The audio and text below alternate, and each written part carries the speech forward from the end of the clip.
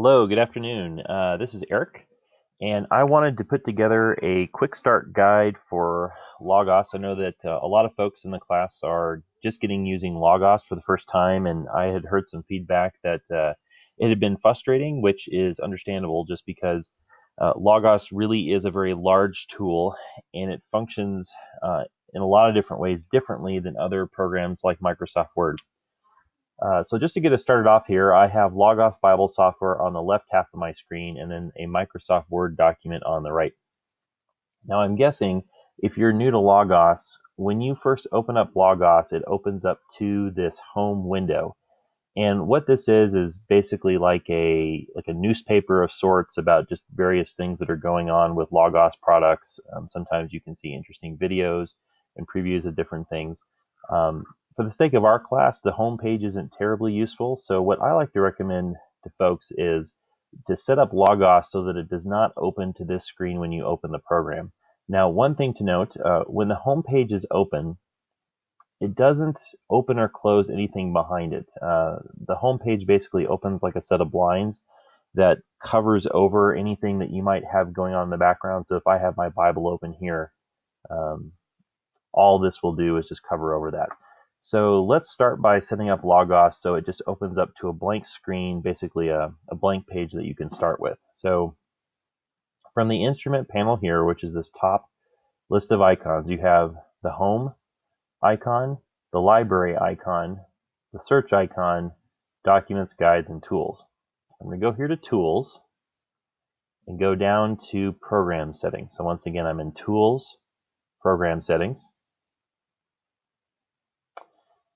And that will open up a whole bunch of options that you can adjust to customize how you use Logos. And what we're going to go to right here is what Logos does at startup. So you can set this to open up to a whole bunch of different custom options, one of which is the home screen. But what we're going to do here is actually set this to blank layout. And once you do this, every time you open and close Logos, it's going to open up to a screen that looks exactly like this. All you're going to see is your instrument panel and a blank screen below. So let's start with getting this set up. For an easy way to go about doing your Greek homework. And once again, this is just a quick startup video. This is how you get things done when you're in a quick hurry. You've had a long day, your kids are screaming at you, and you're just trying to get your homework done. So let's start with setting up just a few resources. I'm going to go to my library. And then what I'm going to type in is the Greek version that comes with Logos, and that is the LGNTI. Once you search for that, this option will come up here, and you're going to double-click the abbreviated title. There are a variety of ways, just like in Windows, that you can set up your each of these individual resources. And the way that you do that is you click and hold the title, and you can drag various resources to the left of the screen, to the right of the screen. And what will appear is that the dark shaded gray area is where that resource is going to go. So if I want it to go to my left half of the screen, I just drag over here. If I want the bottom half of my screen, you can do that as well. It's a little bit harder to do with one resources, but let's just say for now I want to do that in the right hand side of the screen. The second thing we're going to set up is a tool called information. So once again, go to the tools icon and select information. Now, once again, I'm going to adjust the format here, and just to show you some of the options, you can click and hold the title. You can move it over to the left, move it to the right. You can move it below, and you'll notice now that the bottom half of your Greek New Testament here is dark shaded gray, and it will appear below. Where I like to put this is actually just off to the left here. Now, so now we have a basic setup for how to get your homework done and to look up both the Greek text and the lexical forms and parsing really quickly. And I'm going to go into some different options about different easy ways to do that. But let's start off with actually copying the Greek text over to a Word document where you're going to be entering your parsing lexical forms and translating your text. So let's say I want to translate 1 John chapter 3 here. So what I'm going to do is right-click anywhere on that verse, right-click,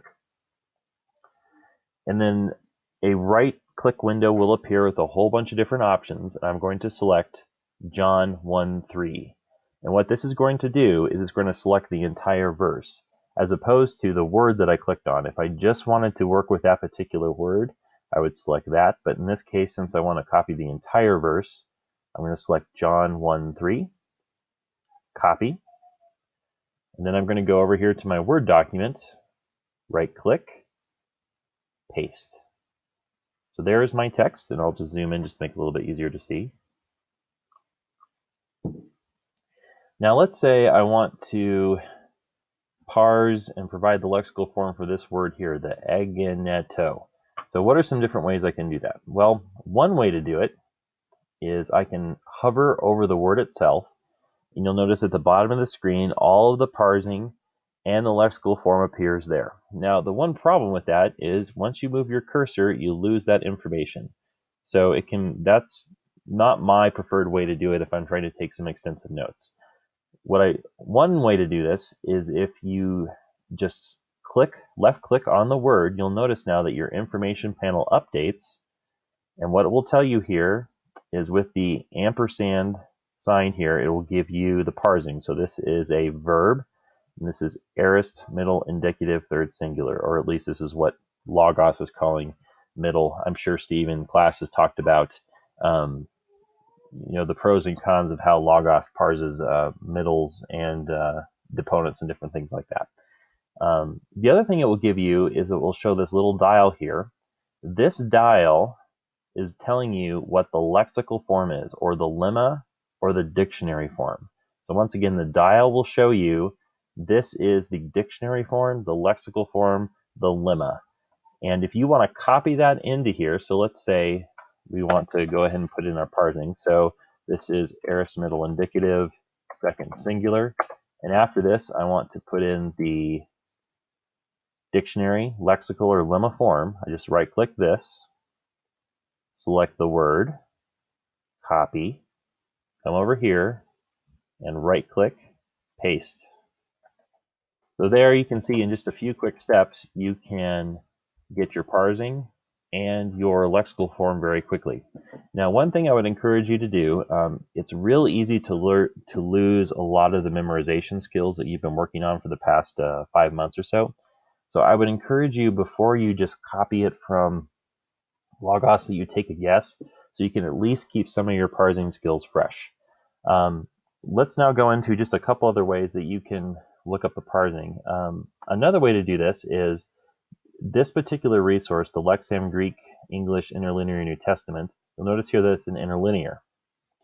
If you go up to this icon here that almost looks like Morse code, you'll notice that it's titled Inline Interlinear. Click that, and here you can select a whole library of additional information that it will insert interlinearly within the text. So in our case, we would like to see the Greek lemma and the morphology, which is the parsing.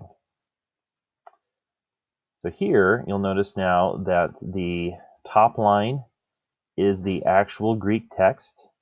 Beneath it is the lexical form, and beneath that is the parsing of the word. Now, I like to emphasize again that it's really easy to get lazy or to lose your parsing skills if you only use this. So I do recommend that you at least try and take a guess before you copy it over. But we highly encourage all students to use Logos in this class, just because there's so much information you're trying to synthesize at this point. It's perfectly fine to use it. I just recommend that you take your best stab at it before you copy it over. So now let's say I wanted to, we're doing Ponta, and I want to put the lexical form and the parsing for this word. So I'm going to right click this. I'm going to select the lexical form, click copy, come over here to Ponta, and then just paste. So there are just some simple ways that you can get your Logos window set up, and I hope this is helpful to you. Please let me know if you have any additional questions. Thank you.